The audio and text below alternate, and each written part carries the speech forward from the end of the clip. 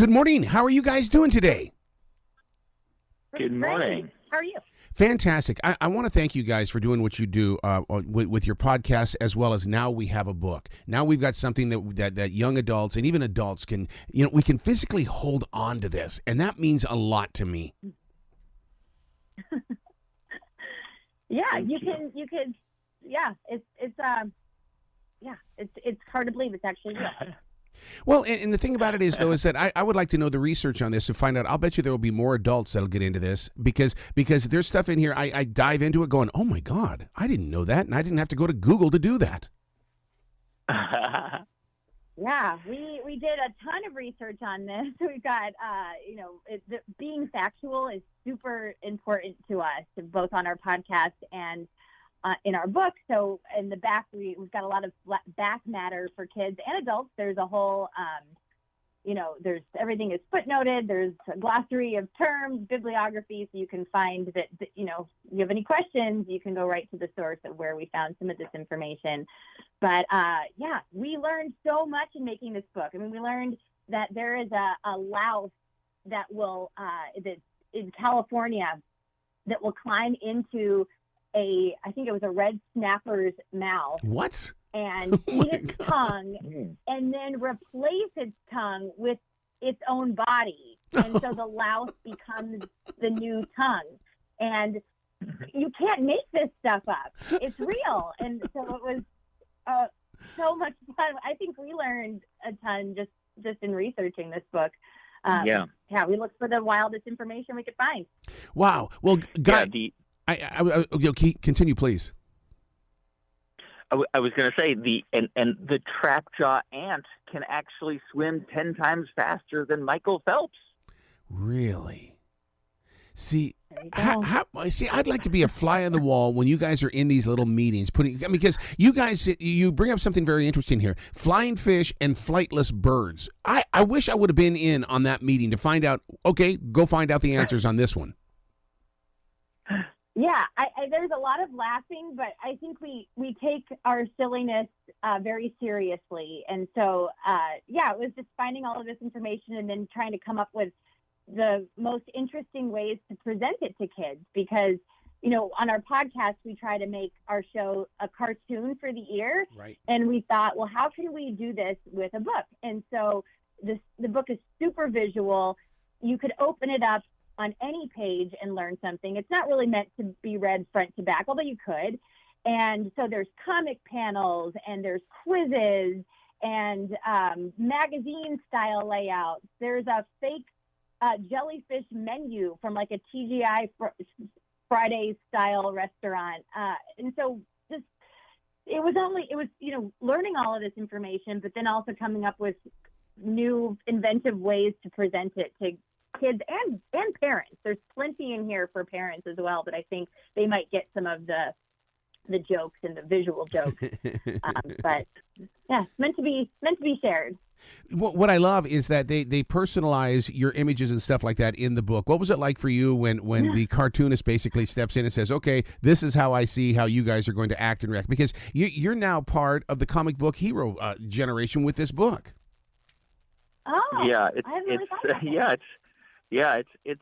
funny. I mean, we are characters in our podcast, and we are, we're sort of avatars for the kids and their parents listening, because we go on these magical journeys, and the book Wow in the Wild is like that. It's like a field trip through the animal kingdom, and Mindy and I are your guides in this book, and so. Seeing ourselves as cartoons is really fun, because it is, it is who we are. I mean, it looks like us, and it's a sort of a version of us, but of course it's a sort of a kind of a slightly outlandish but fun version of us, but a way for us to really connect with kids too. Mm-hmm. We want everything we do to be, it's designed to get kids excited about science without sort of batting them over the head with it, to sort of show how fun and exciting it is without having to be didactic about it. One of the things we don't want anything we do to feel like school. Well, you're right about that. Well, Cool. and for adults, you make me feel like a kid again because you write about the North American southern flying squirrel. Now, I'm in the South now, but I grew up in Montana. We had flying squirrels up there. I've not seen a flying squirrel down here.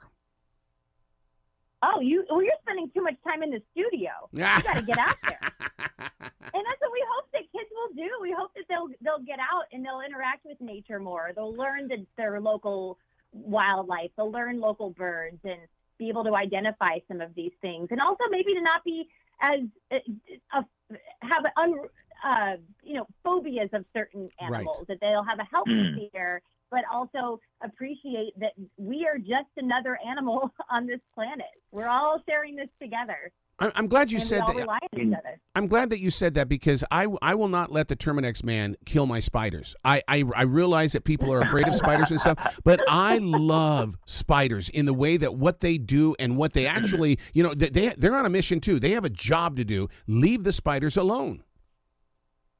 100%. Spiders are incredible. Spiders, they're sort of our own little Terminex company inside of our houses. They're the ones taking care of the other pests that we don't want in the house. So I agree 100% with that. Yeah. Me too. So what the spiders. The idea of breaking it down, like, because I'm staring at Gazelle magazine, and once you step inside Gazelle magazine, oh my God! I mean, this is like when I was a kid, we had the Weekly Reader, and you give chills and excitement to the imagination with this book. Oh, thank you. Yeah. Go ahead. No, go ahead, Mindy. Go ahead, guys.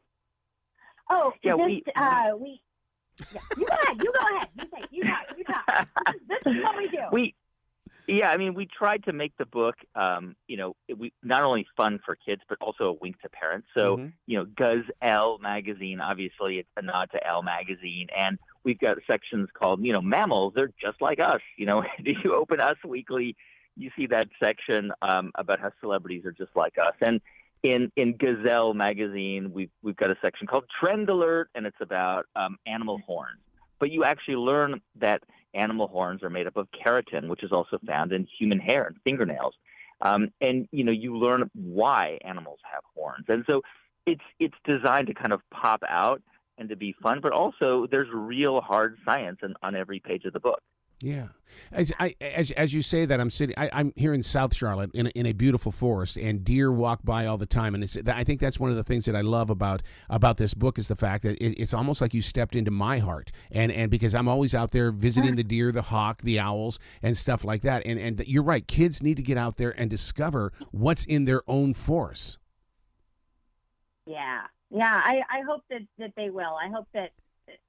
One of the things that we've learned in the 5 years of doing our podcast, Wow in the World, is that scientists and kids think so much alike. They're not afraid to follow their curiosity, to ask questions, to ask ridiculous questions, to go through unusual, experiments to find their answers. And anything that we can do to get kids to think more like scientists and to make science less scary for kids, because sometimes I think there's a stigma like science is for smart people, and they don't identify. They don't think of themselves as smart people that could be scientists. And I hope that we can take away some of that stigma and make science fun, because it is fun. And these experiments that scientists do in the real world are fun.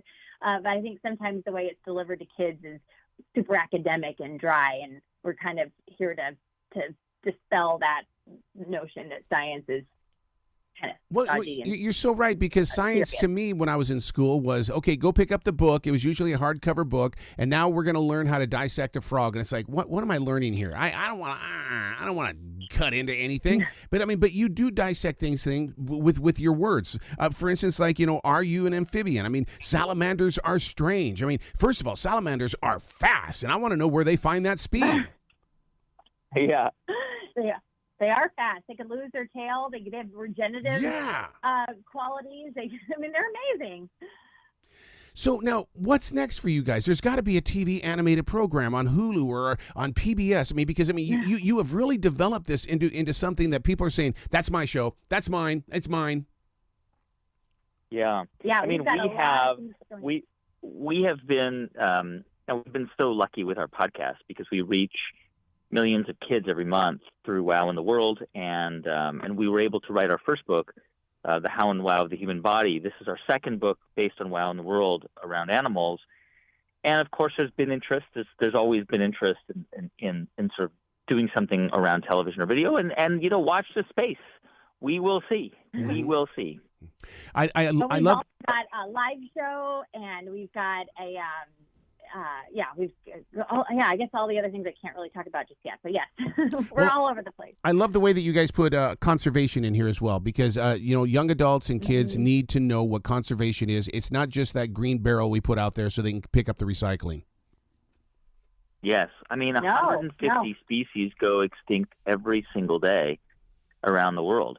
But, we want kids to feel empowered. We don't want them to feel helpless. And we want them to know that they can make a contribution. So part of our section on conservation is also explaining that human behavior has saved certain animals from extinction. There are animals that we've actually brought back from the brink. And there are things that kids can do. They can get involved. They can plant native pollinating plants. They can do things like eat less meat, for example, and eat more insects, because eating insects is a great source of protein, and it's really good for the planet.